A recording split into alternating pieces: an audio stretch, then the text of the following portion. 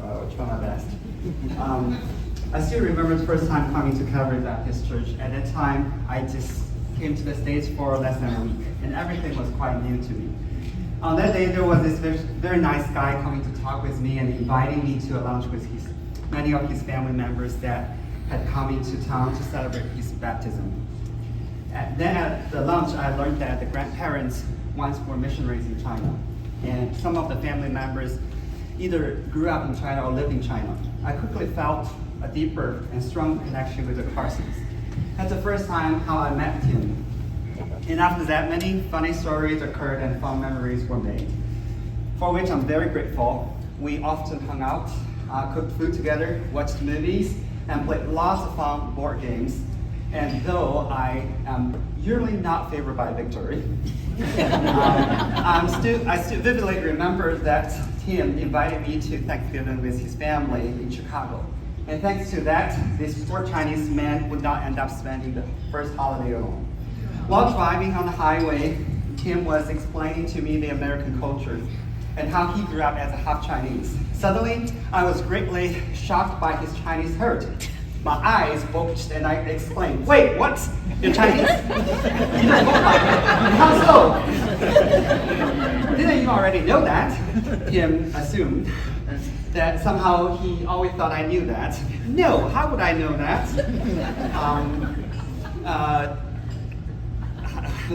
I was thoroughly confused, and Tim was even more confused. Didn't you see my mom at my baptism lunch and with my family? And also, remember the Chinese food I cooked for you when first inviting you to my house? And also the sword in my house and all the Chinese decorations. Well, the family lunch has so many people, then I lost track of who is who, and it's my first time coming to a family dinner in the States. And I thought you were just being super nice to me by cooking Chinese food for me, because I was Chinese. And anyone can have Chinese decorations in your house, come on. But wow, Tim, you've been so kind to me in such a subtle way that I totally didn't catch all the kindly things you've been doing to me.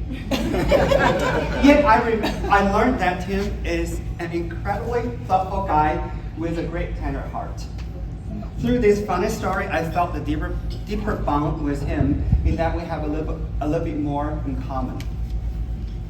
This story didn't end here. As you probably can guess, a foreigner that had just come to the States for less than 4 months would have no clue how American society functions. As we were driving to Chicago, I had no idea that the highway in the US doesn't have many frequent rest stops. And I was too polite to request a bathroom break until things had gone too far. And in retrospect, that cup of coffee is not worth the struggle. Tim was trying his best to find a gas station for me, and I asked, "Why don't you just pull over by the house and I quickly run into the wood and finish my business?" As ignorant and silly as I was, I didn't quite grasp why nature's call cannot be answered in the nature. But nonetheless, Tim put up with my ignorance and found a gas stop eventually. And naturally, I was very embarrassed. But he just kindly made a joke. We have all been there before, and brushed it off. So this is the Tim I know, always kind, understanding, patient, and thoughtful. He never showed any impatience or irritation when I was so clueless and need a lot of help. He always expressed his kindness in a quiet and subtle way. His friendship has journeyed with me all these years.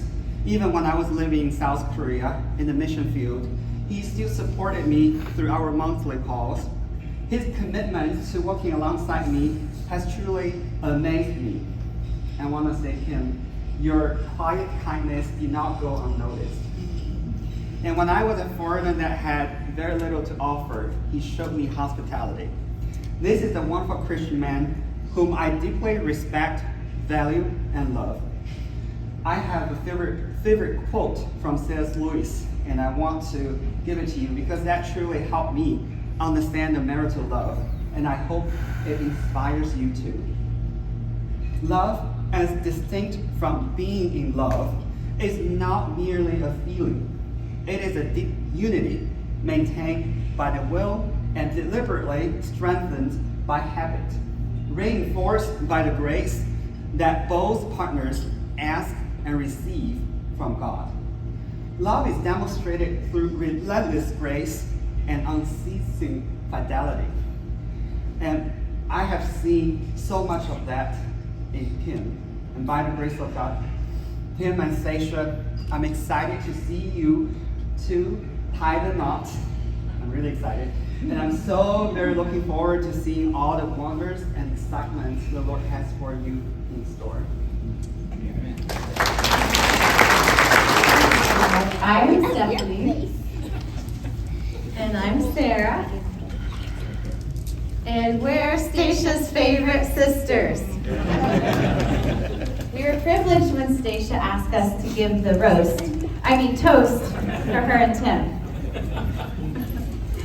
But all jokes aside, we are honored to be here to celebrate the union of Stacia and Tim. We have known Stacia for a very long time. In fact, longer than Tim. We've known her whole life. We were very excited when our parents brought Stacia home from the hospital as a baby. She has always been a gentle companion, loving and loyal. Stacia was a gifted child whose intelligence was evident from an early age. She started beating us in the game of memory at the tender age of 3. Her accomplishments range from National Spelling Bee finalist to National Merit finalist. But most importantly, Stacia is known for her love and devotion to God and others. She has grown into a beautiful woman inside and out. We were delighted when Stacia finally announced that she had met someone special. Stacia and Tim are a success story for Match.com. They should have you on the commercials. Now, if you have your trivia, that's an answer to a question. You're welcome.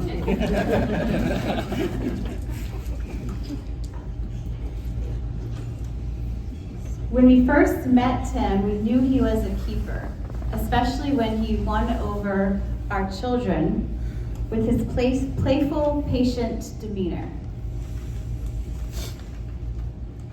And by our children, I mean mostly the 2 little hooligans that you can Sorry, I mean my two angels. The 2 little angels. Who were behaving. Amanda's not an angel. My 2 little kids are behaving perfectly.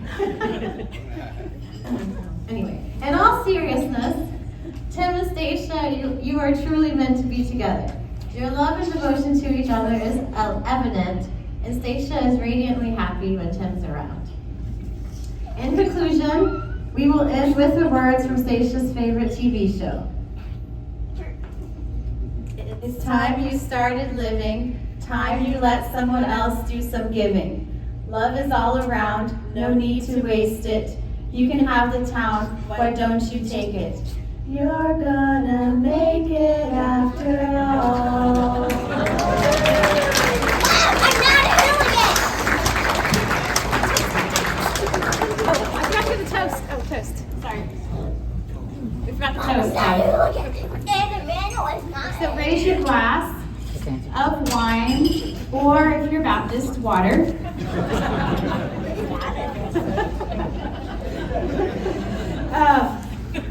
May your love continue to grow, and may God bless you with many happy years together. Cheers.